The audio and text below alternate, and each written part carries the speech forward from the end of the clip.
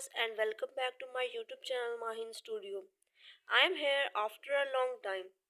जैसा कि मैंने कहा था कि मेरे पेपर्स हो रहे हैं जिसके बाद मैं कंटिन्यूसली वीडियोस बनाऊंगी। तो मेरे पेपर्स अब ख़त्म हो चुके हैं, तो पेपर्स के बाद ये मेरी फर्स्ट वीडियो है। इस टाइप की दो तीन वीडियोस अब नेक्स्ट आएंगे। उसके बाद मैं सेकंड सेमेस्टर का कोर्स शुरू करवा दूंगी। तो आज हम पढ़ने वाले हैं मॉडर्न लिटरेरी टर्म्स में क्लाइमैक्स। अब क्लाइमैक्स की डेफिनेशन क्या है? The climax is like the peak of roller coaster ride where all the suspense and tension built throughout the story finally culminate in a decisive movement.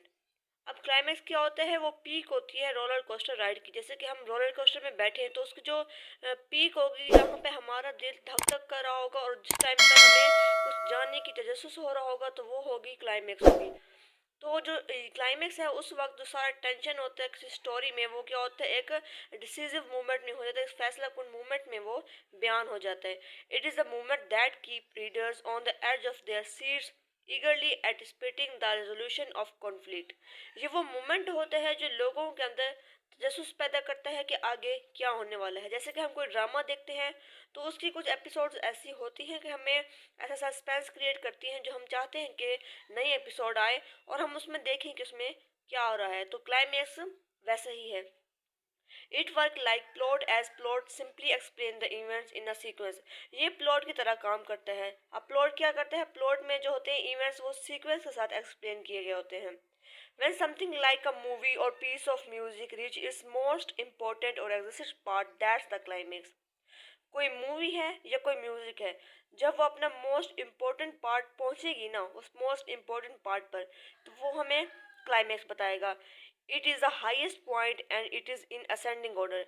ये highest point में होता है, ये ascending order में होता है। Ascending order कैसे होता है? मतलब पहले छोटे से बड़ी की तरफ, लो सस्पेंस से बिग सस्पेंस की तरफ। Here we have some example of climax।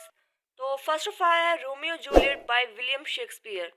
The climax occur when Mercutio is killed by Tybalt, leading to Romeo avenging his friend's death by killing Tybalt। This event sets off a chain reaction of tragic events that ultimately leads to the death of Romeo and Juliet। अब Romeo Juliet जो एक play था bye Shakespeare, तो उसमें क्या बताया गया था? जो मर्सिटियो था, जो रोमियो का फ्रेंड था, उसको टाइबार्ट ने किल कर दिया था। तो ये कहानी कहाँ से शुरू हुई? लो सस्पेंस से, कि मतलब पहले रोमियो का जो था फ्रेंड उसको कत्ल किया गया, फिर रोमियो के जो एडवेंचर्स थे या उसकी कहानी थी टाइबाल्ट को मारने के लिए, उसने अपने दोस्त का बदला लेने के लिए फिर टाइबाल्ट को मारा। उसके बाद फिर उन्होंने उनकी इस जो रिएक्शन थी, ये चेन रिएक्शन थी, उनकी मौत तक जारी रही। मतलब कि पहले उसका दोस्त मरा, फिर उसका दोस्त का कातिल, और फिर जो मेन हीरो हीरोइन थे उनकी डेथ हुई। तो ये था लो क्लाइमैक्स से हाई क्लाइमैक्स की तरफ। नेक्स्ट एग्जाम्पल है Animal Farm by George Orwell. The climax occur when the animals overthrow the human farmers and take control of the farm. अब ये क्या था? एनिमल फार्म जॉर्ज ऑरवेल का एक नावल भी कह सकते हैं या प्ले है, जिसमें जो एनिमल्स थे उनको ना अथॉरिटी हासिल की गई थी। ठीक है, उनमें जो ये एक सटायर पोएम थी, जो सटायर था जो कि वहाँ पे पॉलिटिकल और सोशल इश्यूज पर तंज किया गया था। तो इसमें क्या हुआ था? क्लाइमैक्स तब हुआ था जब जो एनिमल्स थे उन्होंने जो ह्यूमन फार्मर्स थे उनको फार्म से बाहर फेंक दिया और ख़ुद उनका कंट्रोल ले लिया, symbolising the revolutions ultimate success. तो ये क्या करता है? सिंबलाइज करता है किसको? रेवोल्यूशंस को और सक्सेस को। आज की हमारी वीडियो इतनी ही थी। होप सो आपको पसंद आई हो।